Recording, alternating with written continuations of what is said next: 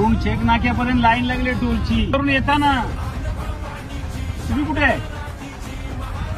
काय करताय? मी आता येतोय तिथे सगळे काढून टाकणार मी आता. हे पारोलीच्या त्या ह्याच्यापर्यंत लाईन गेले, अडकलं आतमध्ये. मी आता मुलुंडच्या त्या रोडनी येतोय, मी चालत चालत पुढे येतोय. पद्धत आहे काय रे?